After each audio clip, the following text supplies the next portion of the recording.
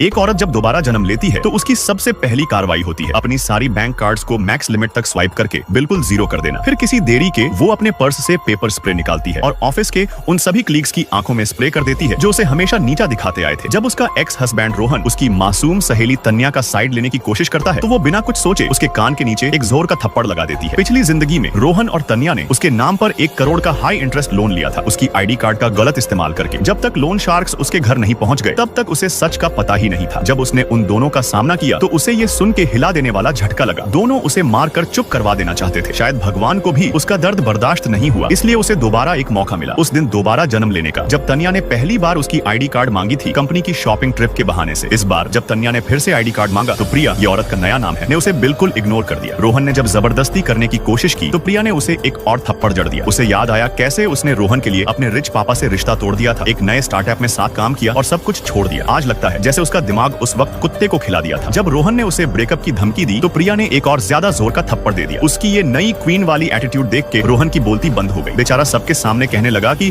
तन्या उसकी सिर्फ बहन जैसी है। कितनी बकवास। प्रिया ने कुछ कहना भी जरूरी नहीं समझा। तन्या ने फिर अपना बेचारी फेस लगाया और कहा कि कल शॉपिंग में एक महंगा बैग लेकर प्रिया को गिफ्ट देगी, प्रिया के पैसे से, ताकि सबके सामने उसका इंप्रेशन बन जाए। प्रिया हैरान थी कि तन्या इतनी बेशर्म कब से हो गई। जब तन्या ने सब कलीग्स को उसके अगेंस्ट भड़का दिया, ये कहकर कि प्रिया के वजह से सबका हॉलिडे कैंसिल हो गया, तो कुछ चमचे तुरंत उस पर चिल्लाने लगे। कुछ तो उसका पर्स छीनने तक आ गए। पिछली जिंदगी की यादों से गुस्से में प्रिया ने पेपर स्प्रे निकाला और सबकी आंखों में छिड़क दिया। फिर बोली, इतना ही मन है आईडी देने का तो अपनी आईडी दे दो तन्या को। चमच्चों को बात समझ आ गई और सबने अपनी आईडी तन्या को दे दी। तन्या का मुंह बन गया और हंसते हुए उनकी आईडी लेने से मना कर दिया। बोली, मैं तो कल फिर भी तुम्हें शॉपिंग ले जाऊंगी। रोहन को लेकर ऑफिस से निकल गई। जब सब चले गए प्रिया ने अपनी सारी क्रेडिट कार्ड्स निकाली और सबका बैलेंस पूरा खर्च कर दिया ताकि कोई भी उसके नाम पर पैसा लेने का प्लान न बना सके। तभी अचानक उसके पेट में दर्द हुआ और वो वॉशरूम चली गई। वापस आई तो देखा उसका बैग छेड़ दिया गया था। जल्दी से चेक किया, आईडी कार्ड सेफ था। तभी रोहन दोबारा ऑफिस आ गया। रोहन की बातों ने उसकी चिंता और बढ़ा दी। तभी डोरबेल बजी। बैंक के लोग पैसे वसूलने आए थे। प्रिया को याद आया उसने कभी रोहन के स्टार्टअप के लिए 3 करोड़ का लोन लिया था। आज रिपेमेंट का दिन था। उसने जानबूझकर चिल्लाकर बोला, मैं पैसा नहीं दूंगी, जो करना है कर लो। बैंक के लोग गुस्से में उसका नाम डिफॉल्टर लिस्ट में डाल गए। अब तन्या उसके नाम पर लोन भी नहीं ले सकती थी। तभी उसके घर का मैनेजर का फोन आया, बताया कि उसके पेरेंट्स इंडिया लौट रहे हैं। प्रिया को गिल्ट महसूस हुआ। इतने सालों तक माँ बाप से रिश्ता तोड़ दिया, अब सब कुछ ठीक करना है। उसने सोचा माँ के लिए एक प्यारा सा बैग ले लेती। स्टोर में जाकर प्रिया एक बैग पसंद कर ही रही थी, तभी रोहन और तन्या फिर से सामने आ गए। वही बैग इन्हें भी चाहिए था। प्रिया छोड़कर जाने लगी पर रोहन ने उसे रोका। उसने फिर से एक थप्पड़ जड़ दिया। तभी तन्या के चमचे समझे कि प्रिया उनका प्लान बिगाड़ रही है। सबने मिलकर लग्जरी आइटम्स उठाए और प्रिया पर फेंक दिए। स्टोर स्टाफ ने रोकना चाहा लेकिन उनके बदतमीजी के सामने कुछ काम नहीं आया। तभी स्टोर मैनेजर का कॉल आया। उसने देखा शोरूम की चीजें टूट चुकी थी। रोहन और उसकी गैंग से तुरंत 8 करोड़ रुपए भरपाई की डिमांड की। रोहन घबरा गया